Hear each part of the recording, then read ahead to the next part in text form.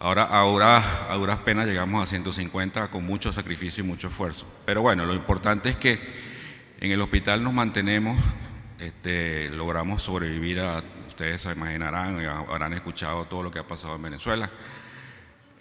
Momentos complicados vivimos, todavía no hemos salido de ahí, pero cuando la gente le pregunta, que siempre te preguntan, no, que Venezuela ya salió, que ya se acomodó, esa famosa frase que entrecomillada, que Venezuela se acomodó, realmente no se acomodó. Yo creo que llegamos al piso, bajamos del piso 15 al sótano 2 en un lapso de 30 segundos y bueno, llegamos al sótano 2 y no se rompió la guaya, así lo veo yo.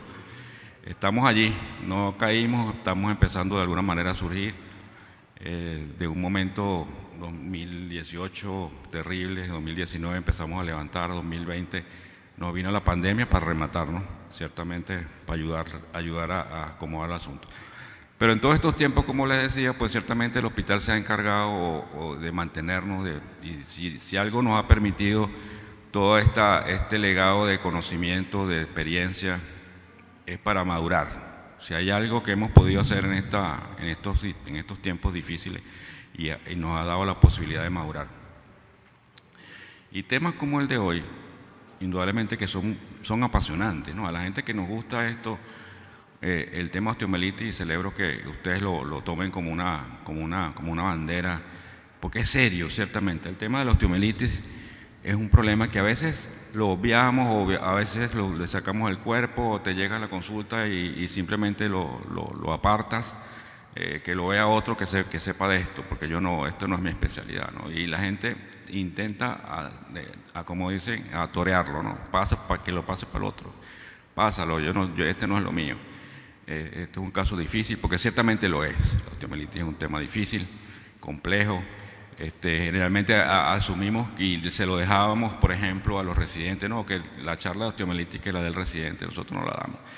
Con el tiempo, de esas cosas que, como les decía, hemos aprendido a madurar, es que hay temas que no podemos dejarla al residente de primer año, ¿no? Esto es serio. Ciertamente la osteomelitis deja tantas secuelas y es tan terrible el manejo postoperatorio que nadie quiere enfrentarla, entonces tenemos que evitarla. O sea, el mensaje de hoy que quiero transmitirles es: hay que evitarla, no hay que llegar allí. Y hay cosas que podemos hacer, hay cosas que están en nuestras manos como cirujanos que podemos evitarla, ¿no? No vamos a dar un paseo rápido sobre esto, no vamos a pararnos en detalles, porque ciertamente todo esto está escrito en cuanto a la osteomelitis, no hay mucho nuevo que haya pasado en estas últimas décadas. Ciertamente el protocolo es más o menos similar, eso no ha cambiado. Lo que ha cambiado muchísimo es el estudio. O sea, ciertamente vamos a ver algunos artículos interesantísimos de gente que se ocupa de esto, de estudiarla. La prevalencia pues mundial está estudiadísima, 22 casos por 100.000 en Estados Unidos, es alto para ellos. Para los países en desarrollo esto puede ser el doble, 44, 50 casos por 100.000 habitantes, es bastante mucho más en los países desarrollados.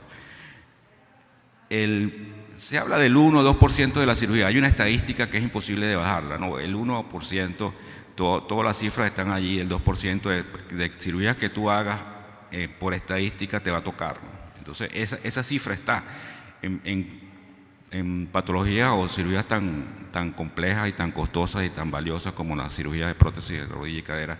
1.5 millones al año en Estados Unidos es muchísimo. Donde sacas el 1 o 2% de eso, son mucha gente. Esa gente puede costar de $15.000 a $100.000 por paciente al año. Eso es mucho dinero para los gringos. Una patología potencialmente que produce limitantes al paciente. Ciertamente la patología, ya cuando nos toca, es paciente que ya viene desahuciado por todo el mundo, ya sin recursos, en muletas, así nos llega a nosotros al hospital. Es complicado de manejo. Y su manejo siempre debe ser multidisciplinario. Hay una controversia relativamente nueva, no es tampoco, pero el hecho de que la diferenciación, ese concepto de agudo-crónica, es complicado saber la frontera entre una y otra. El hecho, ustedes recuerdan que siempre decía que es tantos meses, que si es tantas semanas es aguda, si es de más de 4 semanas se puede considerar crónica. Ese tipo de cosas, realmente esas clasificaciones ya están dejando de ser. ¿Por qué? Porque es difícil saber desde el punto de vista microscópico cuándo pasa de un lado al otro. En algún momento, pues esa convivencia está, y esa lámina les está mostrando que hay convivencia de agudo con crónico. Puedes encontrar osteoblastos por un lado con mucho infiltrado celular de defensa, y puedes encontrar lesiones crónicas, incluso con involucros en el mismo corte. Este es un corte de un metatarsiano de un paciente de un pie diabético. Pues ese tipo de cosas, desde el punto de vista microscópico, es difícil de saber cuándo es. Por eso es que esta clasificación indudablemente se está no dejando atrás, porque ciertamente es importante, porque hay una diferenciación muy clara entre lo que es agudo y crónico en cuanto al grupo de pacientes, y es esta. Básicamente la aguda es de diseminación hematógena, es un hueso previamente sano, fundamentalmente niño. Entonces tenemos una enfermedad que tiene dos curvas bimodales muy marcadas. En niños escolares está la aguda, y tenemos la crónica, que generalmente es pacientes de edad productiva, desafortunadamente 40, 50 años. En ese momento, pues la crónica se convierte en un grave problema de salud pública.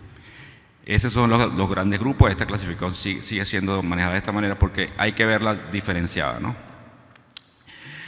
Sí, ahorita conversaban ustedes y sacaban a colación el tema del estafilococo. Realmente el estafilococo es el más importante, estudiado y documentado. 2/3 de las infecciones esqueléticas están asociadas a él. Y de esos 2/3, la mitad son resistentes con resistencia antimicrobiana. O sea, la importancia del estafilococo aureus dentro de las infecciones musculoesqueléticas es relevante, es importante y no se puede, hay que tomarlo en cuenta. De hecho, se utiliza como profilaxis en todo el mundo, porque realmente ese es el germen.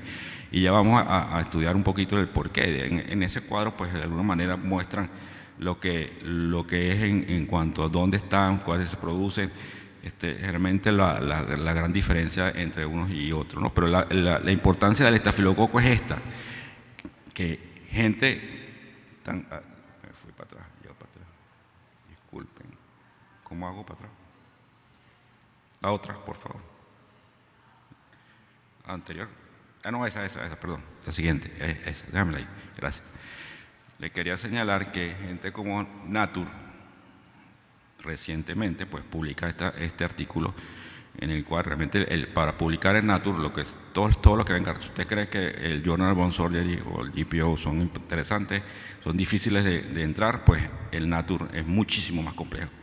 Realmente para que algo salga publicado ahí es porque es muy, muy serio. Y esta gente se tomó el tiempo para revisar las infecciones musculoesqueléticas. Y en ese capítulo de las infecciones musculoesqueléticas está el señor Staphylococcus aureus. El Staphylococcus aureus tiene lo que se llama el mecanismo de persistencia. O sea, realmente es el gran monstruo que ha aprendido a sobrevivir en el tiempo, a pesar de las vicisitudes.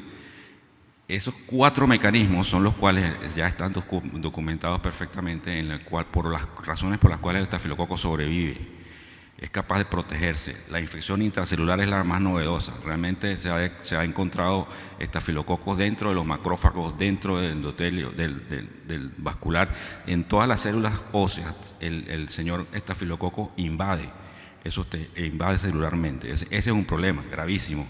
Que ya el segundo problema es que también es capaz de modificarse morfológicamente para entrar dentro de los canales, entre los microcanales, donde es imposible llegar, porque las células de defensa de nuestro organismo no pasan por esos canales, no llegan hasta allí. Este señor se coloca y se transfiere por eso, es capaz de modificar su estructura para hacer eso. Por supuesto, la más conocida de todos es el famoso biofilm, la biopelícula. Ese es el más conocido y el más estudiado, y eso está más que estudiado y comprobado que realmente es un medio de crecimiento y de protección, lo que yo llamo el modo protegido del Staphylococcus aureus, la tormenta perfecta. El biofilm termina siendo el gran monstruo de la infección ósea, y el estafilococo es el abanderado del asunto, pero es que no es el único. El biofilm y todo esto, al final, todas esas bacterias son capaces de hacer eso. Y la otra forma, por supuesto, es la formación de microabscesos. Los microabscesos comienzan a formarse a partir de esa siembra con el estafilococo. Entonces, todos estos mecanismos han hecho de la posibilidad de que el señor estafilococo o las bacterias que invaden el tejido musculoesquelético se defiendan del agresor. El agresor es nuestro mecanismo de defensa, ese es el gran agresor para ellas, y ellas se defienden. Como les decía, pues las bacterias es la forma de vida exitosa sobre la Tierra. Es la cosa más impresionante. Ciertamente, si ustedes recuerdan un poquito de la historia del origen de la vida, la teoría de Oparín y aquella gente que escribía de dónde venimos, en esos primeros pasos aparecen las famosas bacterias. Esa foto de ese señor ahí, con ese bigote tan simpático, el señor Leeuwenhoek, el señor que es el padre de la microbiología, él fue el primero que describió el biofilm.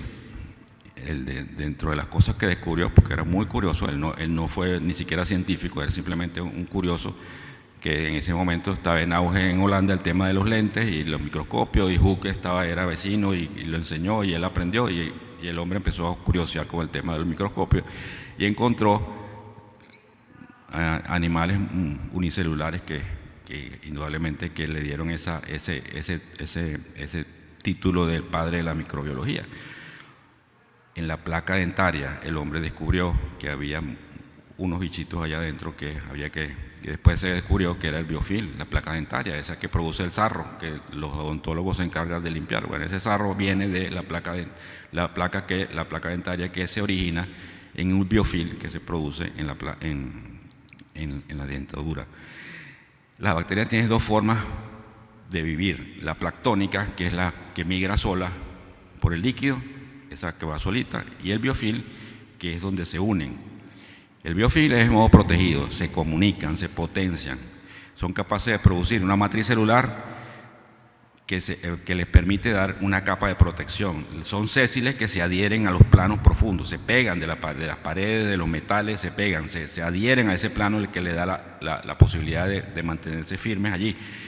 Le producen un metabolismo controlado. Las bacterias dentro de ese biofilm pueden subir o bajar el metabolismo dependiendo de las exigencias, dependiendo de la emergencia, dependiendo de la urgencia, si baja el oxígeno, si llega el antibiótico. Ellas se unen. Eso es lo más cercano a un monstruo, lo más cercano a un ser vivo multicelular es el biofilm. Realmente es increíble las cosas que son capaces de hacer. Y además de todo esto, de que se protege, se ayudan unas entre otras y producen esto que producen, liberan formas planctónicas, o sea que son capaces de términos míos, de parir bacterias y soltarlas al ambiente, y estas bacterias ya vienen con esa carga genética que se adhiere a los planos a los planos vecinos y migran a otros sitios. Realmente es la tormenta perfecta, muy difícil de diagnosticar, porque justamente para llegar a ese monstruo tienes que llegar con el culturete allí, tienes que entrar hasta allá. O sea, el tema con la circulación, ese fluido, esa gota que sale por la fístula, realmente el margen de error es muy alto, extremadamente alto, y además no es la bacteria, generalmente es otra cosa la que está cultivando, no es la que está allá adentro la que está produciendo el problema. Los cultivos de antigrama, indudablemente, que es el gol estándar, pero tiene debilidades.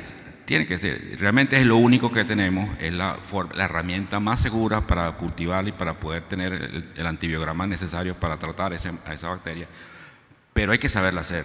Debilidades: tenemos que tener una buena muestra, y esa muestra tiene que ser de la capa profunda, de lo más cercano al foco, allí.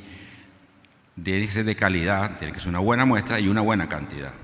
El lugar donde lo hacemos, hay que tener mucho cuidado donde lo hacemos y quién lo hace, esa es la otra, por eso coloco ahí la experticia. Tenemos la debilidad que la haga la enfermera, que la haga el residente, que a veces no tiene la noción de la importancia de lo que está haciendo. Hay que saber tomar la muestra y tener la intención de sacar la muestra para sacarle provecho, y para eso tienes que tener a alguien que tenga noción, tenga conocimiento. No puede ser para cualquier persona que métele el culturete allí y listo. Y por supuesto es ineficaz en relación al biofilm. Si no estás tomando la muestra directamente de ese plano profundo del metal, que generalmente es donde se asocia con más facilidad, pues con esa relación del biofilm con el metal es una simbiosis perfecta también. Ahí es donde el estafilococo pues tiene esa gran posibilidad de adherirse. Son resistentes a la terapia antimicrobiana en dosis 1000 veces superior a la necesaria de una forma planctónica. O sea, la cantidad de antibióticos que hay que darle a la forma de biofilm es hasta 1000 veces superior para poder tener efecto. Ustedes hablaban de los factores, hay que controlarlos. Ciertamente empezamos a hablar aquí de cosas que podemos hacer, o podemos prevenir, podemos evitar. Hay cosas que podemos prevenir. Todo lo que pueda facilitar la colonización y multiplicación bacteriana, que rompe esa barrera natural que es nuestra piel, todo lo que rompa nuestra piel o que por vía hematógena, bien sea la osteomielitis aguda, que entre por vía hematógena, pues esos factores hay que tomarlos en consideración. Ahí entra primero los inherentes al paciente, la edad del paciente, el tipo, si son preescolares, son niños, son adultos, por supuesto, la forma nutricional, las morbilidades, el tipo inmunitario, vascular, diabetes, tabáquicos, alcohólicos, el tipo social, la actividad que haga ese paciente, el tipo de vivienda. Ustedes mencionaban el tema de la salubridad, del vecino donde vive, porque todo esto puede de alguna manera afecta. Realmente es tan complejo el asunto de las infecciones musculoesqueléticas que incluso el tema de los ingresos, señor, como este paciente, a nosotros nos pasa muchísimo que el paciente no tiene para hacerse una radiografía, no tiene para hacerse una cura, no tiene para hacerse mucho menos un tratamiento antibiótico a largo plazo, y eso es complicado. Para el paciente, ser portador de osteomielitis es un tema complejo. Inherentes al evento mismo. El evento es la puerta de entrada. ¿Por dónde entró la bacteria? Siempre la pregunta viene, ¿por dónde entró? ¿Vía hematógena, vía piel? ¿Lo abrimos, lo metimos nosotros? ¿Dónde está el foco infeccioso? ¿Fue un trauma, fue una herida, fue una cirugía nuestra? El déficit de cobertura cutánea hay que considerarla, la insuficiencia vascular hay que tener pendiente, porque ciertamente si no hay vascularidad en la zona, pues no, el tema es muy difícil de resolver. El trauma abierto, indudablemente, que es la primera causa. Ciertamente, entre el 55 y 60% de todas las disfunciones musculoesqueléticas están asociadas a un trauma abierto. Inherentes al ambiente de atención, y esto ahí insisto en el tema de dónde podemos hacer énfasis para controlar a esa potencial infección a la que nosotros podemos intervenir. Porque indudablemente, si el paciente tiene antecedentes de infecciones previas, cercanas, familiares, áreas de emergencia donde se atienden a los pacientes, parece mentira, pero es tan importante el tema de esa primera atención, la asistencia prehospitalaria, donde los hospitaliza, porque de nada vale tener los quirófanos pulcros y los sacates a un basurero al lado, ¿no? Ese tipo de cosas parece mentira, pero son muy importantes, hay que considerarlas como un potencial alto riesgo de complicaciones. La experticia del cirujano. Uno con los años se va convirtiendo en fastidioso con esto, y posiblemente al principio uno podría haber sido un poquito ligero con el tema de cirugía, de darle cirugía al residente, pero hay tantos factores que uno con el tiempo va aprendiendo que son importantes, que hay que respetarla, ¿no? Y el tiempo del paciente, el tiempo quirófano, el tiempo de anestesia, el tiempo de la limpieza previa en el área quirúrgica. A veces dejamos que el pasante que está aprendiendo haga la limpieza. No, señor, esa limpieza tiene que estar usted allí. Usted es responsable de ese caso, es responsable de que esa limpieza sea correcta, de que evitar que eso ocurra. Es usted, no es más nadie. El que va preso, nosotros siempre decimos, el que va preso es el cirujano, no es el residente. El que va ahí al tribunal es el cirujano, no es el residente. Entonces, ese tipo de detalles, pues indudablemente que si usted controla todos esos factores, pues baja las posibilidades de evitar la complicación. En el área quirúrgica, pues hay normativas internacionales para cirugía segura que hay que respetarlas. Yo no sé si aquí ustedes tienen ese problema que tenemos nosotros, pero en Venezuela hay una proliferación de lo que nosotros llamamos taguaras, que son un apartamento, y ahí hicieron un quirófano y ahí tuvo un aire acondicionado pegado en la pared y ahí funciona, ¿no? Eso es un poquito extremo, pero más o menos a eso hemos llegado. En Venezuela pasó, y ahorita hay un poco de tratar de recoger ese desastre, ¿no? Entonces, ¿dónde hacemos los procedimientos, señores? Es muy importante que donde ustedes trabajan sea seguro. Garantícese, tómese su tiempo de repasar los procesos internos, cómo entra el paciente, las condiciones que entró, el aire, la temperatura, la humedad, porque a veces la humedad no se toma en cuenta para el momento de hacer. ¿Cómo esa humedad que usted tiene dentro del área quirúrgica puede proliferar? Que ese quirófano donde usted está trabajando le hagan cultivos permanentemente y limpiezas permanentes que garantice que ese quirófano, y si tiene indudablemente gérmenes nosocomiales, usted tiene que documentarlo. Si usted tiene una pseudomonas XYZZ que es resistente a tales antibióticos, pues usted tiene que saber que tiene que tener antibióticos para esa pseudomonas XYZZ, porque esa potencial pseudomonas que le va a infectar a su paciente porque ese quirófano tiene pseudomonas XYZZ, pues usted tiene que tener cómo responderle. Entonces, esas cosas parecen mentiras, pero uno simplemente les comento lo que nos ha enseñado el tiempo. Hay que tener todos esos factores en la mano para evitar que esto progrese. Pasamos rapidito a la osteomielitis aguda, como les decía, es básicamente infantil, niños, 8 casos por cada 100.000. Upa, se me fue el tiempo. Bueno, si quiere lo cortamos aquí, no sé, sigo. Sí, porque vamos a hablar un poquito rápido de la osteomielitis aguda, que como les decía es básicamente de niños. Y lo importante con la osteomielitis aguda es tratarla, diagnosticarla y evitar las complicaciones. ¿Por qué ocurre en niños particularmente? ¿Y por qué afecta los núcleos de crecimiento? Porque justamente el niño está en crecimiento, hay perfusión abundante de sangre aquí, porque hay mucho movimiento circulatorio. Cualquier gripe, cualquier infección en otro lado, pues va donde hay mucho flujo, y la señora estafilococo o la bacteria que le toque al niño por el grupo etario que tiene, pues ella cae allí y infecta donde tiene que infectar. Afortunadamente, la osteomielitis aguda en niños, esta osteomielitis en niños es planctónica, o sea, es circulatoria. Por esa razón se dice que la osteomielitis aguda se trata con antibióticos, no se trata con limpieza quirúrgica. No hay que meterse al paciente quirófano a hacerle un raspado de hueso, lo que hay que darle el antibiótico adecuado. Es difícil tomar la muestra porque ciertamente es circulatorio, por eso que el hemocultivo aquí es importantísimo. Hay que hacer el hemocultivo apenas tenga el paciente en el consultorio con fiebre.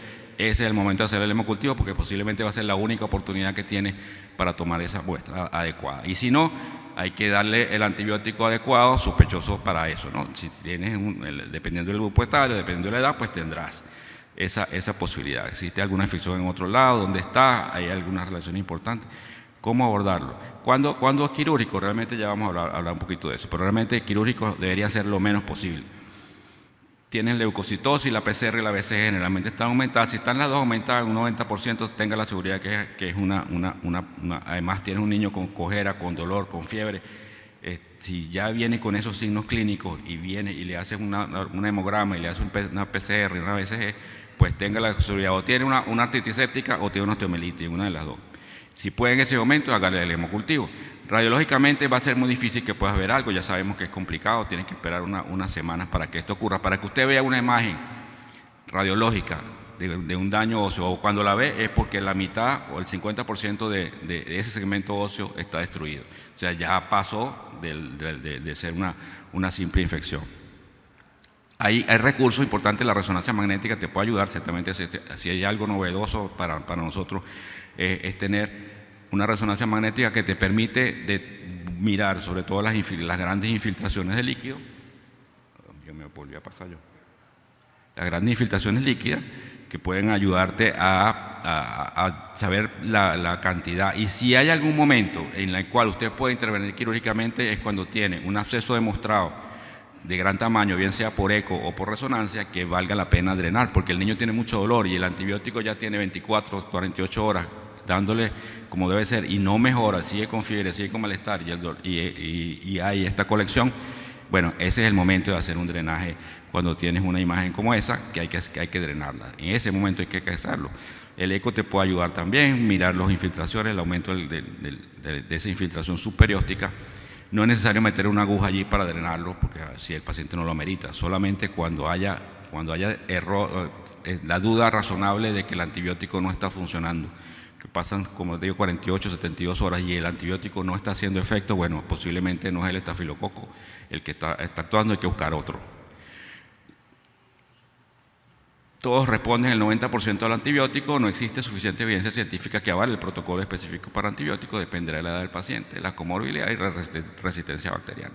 Existe poca información sobre la relación en un momento oportuno, o sea, no hay un protocolo que te diga, mira, a este paciente hay que operarlo, a este no, pero ciertamente no deberíamos operar al paciente, no debería ser. Si es una osteomielitis tratada a tiempo, como debe ser, no debería entrar a quirófano, porque a veces es más el daño que hacemos cuando intervenimos, porque además le asociamos ahora problemas de herida, potenciales contaminaciones asumadas. Entonces, terminamos haciendo un arroz con mango allí terrible que el paciente al final lo va a padecer, ¿no?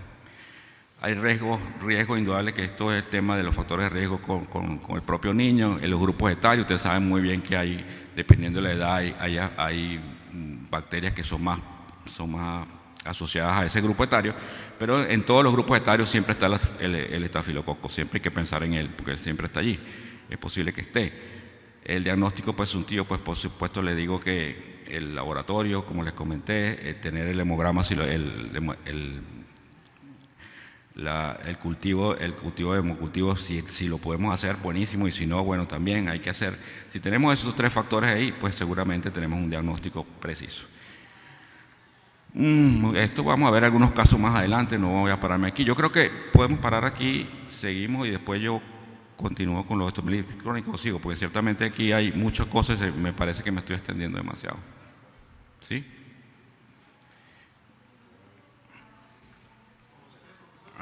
Sigo. Voy a hablar rápidamente de osteomielitis crónica, que ya la osteomielitis crónica pues ya está hecha, ya está instalada, ya tenemos el paciente allí, es un paciente adulto. Vamos a hacer algunos comentarios, pues indudablemente es una infección de tipo biofilm. La osteomielitis crónica, cuando la tengas, es un biofilm que tienes adentro, que tienes que tratar de sacarlo. Ya sabes que esta sí es una quirúrgica. Si la aguda no lo es, esta tiene que ser quirúrgica. No hay manera de resolver esto que no sea con cirugía. Debemos intentar salvar la extremidad. Esa es la primera pregunta que nos hacemos. ¿Vale la pena rescatarla? Los objetivos del tratamiento deben ser lógicos y asumibles. Ciertamente tienen que tener un paciente enfrente, tienen que medir una cantidad de variables interesantes antes de tomar decisiones para rescatar ese miembro, que siempre es un problema. ¿Qué haces cuando tienes algo así en una emergencia? ¿Cómo resuelves esto? ¿Qué haces? Que el dolor de cabeza tan grande que implica esto. Lo que hay que tener simplemente la conciencia de que lo que vayamos a hacer sea lo mejor para el paciente, ¿no? Este para mí es un momento crítico. Cuando el paciente lo recibe en una emergencia, ¿qué hacer allí? ¿Cómo lo hace? ¿Quién lo hace? ¿Quién lava? Porque no que lo lavaron, pero ¿quién lo lavó? ¿Lo lavaron bien? ¿Qué usaron para lavar? O sea, hay tantas cosas que pueden pasar en ese momento que puede significar rescatar a esa pierna, a ese miembro, o no rescatarlo. O vale la pena decir, mira, vamos a amputarlo de una vez y posiblemente le vamos a salvar, le vamos a ahorrar una cantidad de tiempo y dinero a ese paciente, ¿no? La osteomielitis, indudablemente que hay la presencia de tejido desvitalizado, hay isquemia. Vamos a pararnos aquí, el tema del estado nutricional del paciente, el interrogatorio, los paraclínicos, pues generalmente son subclínicos, la BCR y la PCG, que siguen siendo los caballitos de batalla. Actualmente hay unos artículos por ahí que están saliendo con el uso, se puso muy de moda el dímero D con el COVID, y resulta que el uso del dímero D pues ha ido extendiéndose a otros campos, y uno de ellos ha sido la osteomielitis, que aparentemente el dímero D puede tener una sensibilidad tan alta como las PCR, ¿no? La radiología es muy clara, ciertamente, cuando ustedes tienen presencia de esas lesiones clarísimas del involucro o el secuestro, pues no hay duda de que estamos en presencia de, y si eso está asociado a una clínica, pues no hay duda de que está en presencia de una osteomielitis. Puede estar asociada a deformidades, implicaciones de las articulaciones, la presencia de periostitis o de pérdidas óseas, pues es muy claro. Aquí sí la radiología tiene algo que decir, la radiología pues nos va a hablar clarísimo. La tomografía te puede delimitar algunas lesiones también más pequeñas, los secuestros, los involucros, podemos mirarlas, y también sobre todo confirmar si hay alguna consolidación, de algún vicio de consolidación. El uso de la medicina nuclear, o sea la gammagrafía ósea, tiene alguna indicación, tiene algún uso, pero ciertamente el tema de costos no ayuda, no es muy diferente a, por ejemplo, una resonancia o a una tomografía o una radiografía simple, no te aporta mucho más allá de esto. Indudablemente que usarlo marcado con antibióticos pues te puede dar algún punto más. Donde pudiera tener efecto la gammagrafía ósea marcada es en los casos donde tenemos implantes puestos. Allí sí, cuando tenemos implantes, que tenemos la duda, esas infecciones que están asociadas a cirugía postoperatoria, el uso del gammagrama marcado pues te puede ayudar a determinar que allí hay un aumento de la actividad que puede ser sugestivo de. La clasificación de Tierney-Mayer sigue siendo el caballito de batalla del hombre desde que la implantó, pues la ha ido mejorando, y ciertamente si la usamos bien pues tenemos un gran porcentaje de posibilidades de que funcione. Lo último que le agregó Tierney-Mayer fue el tema de agregarle si hay complicaciones sistémicas o locales en ese paciente, y sobre todo que habla de la fisiología del paciente, que en las primeras versiones de Tierney-Mayer no estaba la asociación del paciente. O sea, hay un paciente allí que tiene que dar una respuesta, entonces tiene el paciente que es normal, el paciente que tiene algún compromiso sistémico, o sobre todo el C, cuando tiene el tratamiento o el resultado del tratamiento pueden ser peores que la condición misma de la infección. O sea, ese paciente tipo C, por ejemplo, es un paciente que no amerita cirugía, que le hagas lo que hagas, pues no lo hagas porque va a ser peor el remedio que la enfermedad, entonces preferiblemente no le hagas nada. Entonces, ese tipo de clasificación de Sierra-Madre sigue siendo el estándar para el manejo de esto. El tratamiento básicamente es ese esquema no ha cambiado en las últimas 2 décadas, sigue siendo el mismo. La debridación quirúrgica, esa primera, cuando ya tienes el paciente, por supuesto, diagnosticado, osteomelitis, tienes la fístula, tienes el pus, tienes el implante adentro, señores, no hay más nada que hacer, sáquelo, límpielo, y ese para mí es la cirugía la que te garantiza el éxito. Esa primera limpieza, que saques lo que tienes que sacar, reseques el hueso que tienes que resecar, tomas las muestras de cultivo de todo, desde la piel, subcutáneo, toma muestras, márcala, ponle el segmento proximal, segmento distal, intramedular, extramedular, todos los segmentos y bien identificados de dónde vino el implante, la placa, el tornillo, tómele muestra a todo, porque posiblemente esas infecciones polimicrobianas pues pueden ser terribles, pero ciertamente hay que diagnosticarla y este es el momento de hacerlo. Para permitir el segundo pilar, que es el diagnóstico microbiológico intraoperatorio, la obliteración del espacio muerto es el otro factor de éxito. O sea, si usted resecó 4, 5, 10 centímetros de hueso, ese espacio tiene que llenarlo con algo, y ahí es donde ha entrado el éxito de los cementos con antibióticos, pues nos han dado esa posibilidad de corregir, de mantener ese espacio cerrado, para que no se convierta en un seroma que después se contamine por segunda intención. Y permite, por supuesto, la antibiótico-terapia dirigida, tanto desde adentro con ese cemento con antibiótico, como el cultivo que sacaste, que te va a orientar a pasarlo por vía endovenosa para terminar de darle la limpieza.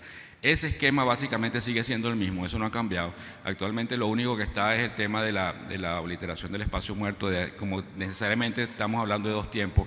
Hay una tendencia a hacer un solo tiempo, que es una discusión que está apenas en creación de algunos sistemas paralelos que permitan hacer todo esto en un solo tiempo, ¿no?